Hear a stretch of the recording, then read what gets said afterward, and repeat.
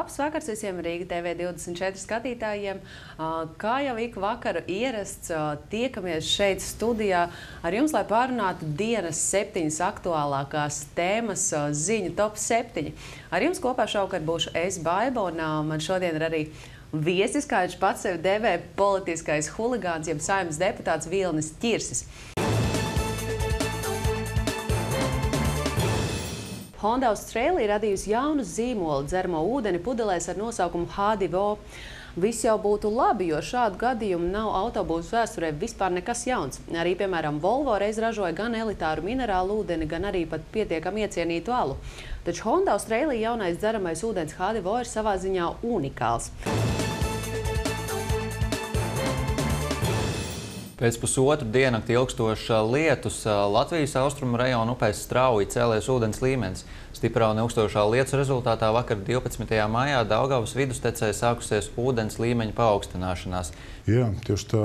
Jūs minējāt tos naudas sodus, bet tas noteikti ir tikai viens no veidiem, kā cīnīties, bet galīgi ne pats galvenais. Pats galvenais bija pirms kādu mēnešu, ko pieņēma par šo kriminalizāciju, pēc kā īstenībā arī gandrīz vienā dienā izzuda vismaz šī legālā, nevis legālā, bet acīm redzamā tirgošanās kaut kādos kioskiņos. Es labprāt palidoju ar lidmašīnu, bet es noteikti nebūšu kosmonauts.